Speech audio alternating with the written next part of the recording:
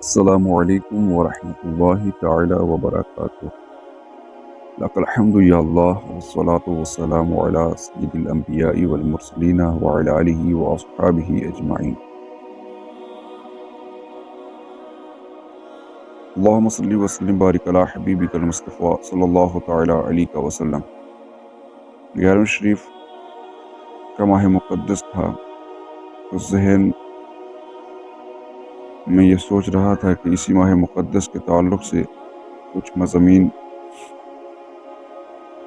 تیار کیا جائے اور کچھ امام الاولیاء سیدنا عبدالقادر جیلانی رضی اللہ عنہ کے تعلق سے بیان کیا جائے۔ مورخین اور سیرت نگاروں نے اپنی کتابوں کے اندر سیدنا عبدالقادر جیلانی رضی اللہ تعالیٰ عنہ کی حیات مبارکہ کے اوپر بہت کچھ لکھا ہے۔ کما حقہ تو نہیں، لیکن کچھ عرض کرنے کی میں کوشش کر رہا ہوں۔ مورخین لکھتے ہیں کہ 5ویں صدی ہجری اپنی انتہا پر تھی، اور یہ وہ زمانہ تھا کہ رسول کائنات صلی اللہ علیہ وسلم کو اس دنیا سے پردہ فرما جانے کے بعد ایک لمبا عرصہ بیت چکا تھا۔ دنیا پھر جہالت اور گمراہی کے اندھیروں میں سرگرداں اور حیراں و پریشان تھی۔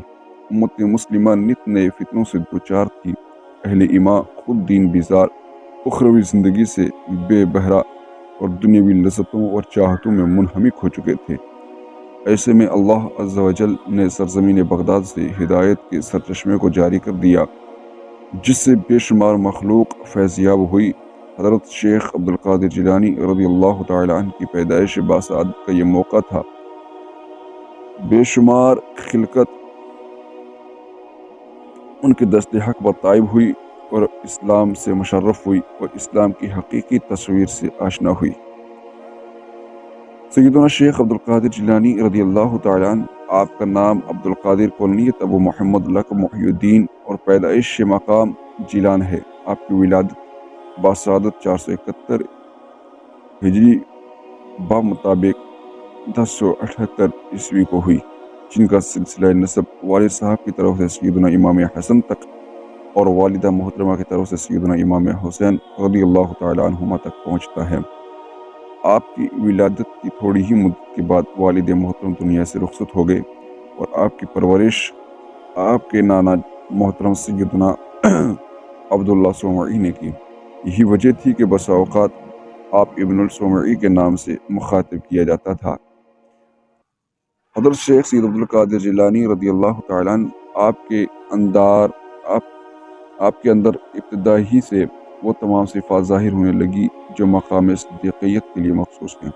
ابتدا سے حفظ قرآن، ادب، فقہ وغیرہ کی تعلیم مکمل کرنے کے بعد آپ نے علمی تشنگی کی تکمیل کے لیے شہر بغداد کا رخ کیا۔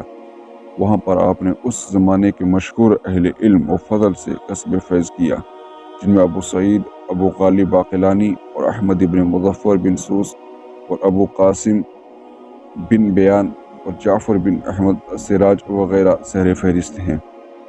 زمانہ طالب علم ہی سے حضرت شیخ مجاہدات اور ریاضیات میں مصروف رہتے۔ آپ خود فرماتے ہیں کہ ایک زمانہ مجھ پر وہ بھی گزرا کہ مجھ پر فاقوں کی کثرت ہوا کرتی تھی۔ ایک مرتبہ بڑا لمبا فاقہ ہوا، تقریباً 20 روز تک کچھ کھانے کی چیز دستیاب نہیں ہوئی اور میں بھوک کی شدت کو برداشت نہ کر سکا۔ اب میں گری پڑی چیزوں کی تلاش میں نکل پڑا۔ تلاش کرتے کرتے ایک بازار پر پہنچا، جہاں پہنچ کر دیکھا تو مجھ سے پہلے کئی محتاج بازار میں موجود ہیں، تو میں نے ان کے لیے بازار کو چھوڑ کر واپس چلا آیا اور ایک مسجد میں آ کر بیٹھ گیا، اور ایسے محسوس ہونے لگا کہ میں موت سے مصافحہ کر رہا ہوں۔ اچانک ایک آدمی اپنے ہاتھ میں روٹی اور بھنا ہوا گوشت لیے ہوئے مسجد میں داخل ہوا اور ایک کنارے پر بیٹھ کر کھانے لگا۔ وہ لقمہ منہ تک اٹھایا ہی تھا کہ اس کی نظر مجھ پر پڑی اور اس نے مجھ کو کھانے پر بلایا۔ اولاً میں نے انکار کیا، مگر جب اس نے قسم دے کر بلایا تو میں پہنچ گیا اور کھانے میں شریک ہو گیا، اور دوران طعام اس نے گفتگو کرتے ہوئے مجھ سے پوچھا کہ تم کون ہو اور کیا نام ہے اور کہاں کے رہنے والے ہو۔ جب میں نے اپنا نام اور سکونت بتائی تو وہ شخص حیرت کی انتہا تک پہنچ گیا۔ پھر اس شخص نے کہا کہ میں تم کو کئی دنوں سے تلاش کر رہا ہوں اور تمہارا کوئی پتہ ہی نہیں چل رہا تھا، حتیٰ کہ میرا خرچ بھی ختم ہو گیا اور میں خود 3 دن سے بھوکا ہوں۔ بھوک کی وجہ سے میری یہ حالت ہو گئی کہ میرے لیے مردار بھی حلال ہو چکا تھا۔ میرے پاس سوائے تمہارے مال کے اور کچھ نہ تھا، اور آج میں نے چوتھے روز تمہارے مال سے یہ خریدا تاکہ پیٹ میں کچھ پڑ جائے۔ اب تک تو میں یہ سمجھ رہا تھا کہ تم میرے مہمان ہو، لیکن اب میں سمجھ گیا کہ میں تمہارا مہمان ہوں۔ یہ تمہارا مال ہے جو تمہاری والدہ نے تم تک پہنچانے کے لیے دیا تھا۔ آپ نے اس شخص کے ساتھ حسن سلوک کا برتاؤ کرتے ہوئے اس کو بھی کچھ مال دیا اور انہیں رخصت کیا۔ یہی وہ مجاہدات تھے جن کی وجہ سے حضرت شیخ کو آگے چل کر اتنا اونچا مرتبہ نصیب ہوا۔ اس مضمین کو الذیل علی طبقات الحنابلہ لابن رجب نے نقل فرمایا ہے۔ اس کے علاوہ مورخین نے آپ کے حلیہ مبارکہ پر لکھا کہ آپ میانہ قد، نجیف البدن، کشادہ سینہ اور پتلے ہاتھ پاؤں اور لمبی دھاڑی اور اونچی ناک والے تھے۔ آپ ہمیشہ صوفیانہ اور زاہدانہ لباس زیب تن کیے ہوئے رہتے تھے۔ ظاہری سیرت کے ساتھ ساتھ باطنی خوبیوں سے بھی آراستہ تھے۔ نیک خو، خوش مزاج، کریم النفس، وسیع الاخلاق، متواضع، رقیق القلب اور مستجاب الدعوات تھے۔ جب کسی کو آزردہ خاطر دیکھتے تو اس کو مسرور کر دیتے اور اس کی ضرورت پوری فرماتے تھے۔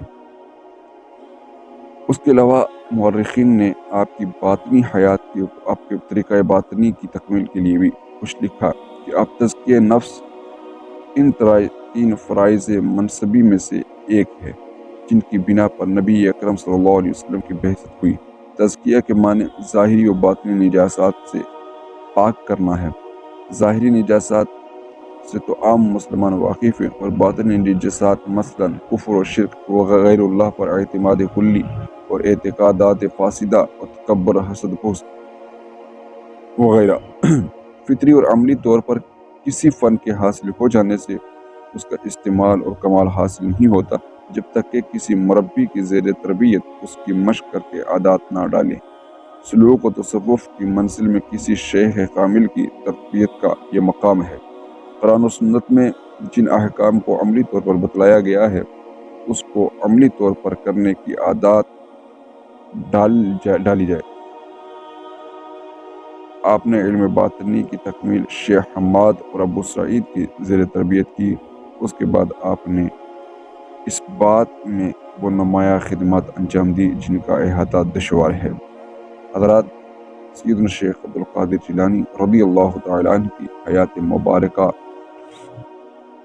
یقیناً امت مسلمہ کے لیے ایک نمونہ حیات ہے۔ ان کی حیات مبارکہ کے اوپر جتنا بھی ہو سکے اسٹرگل محنت وغیرہ کر کے کرنا چاہیے۔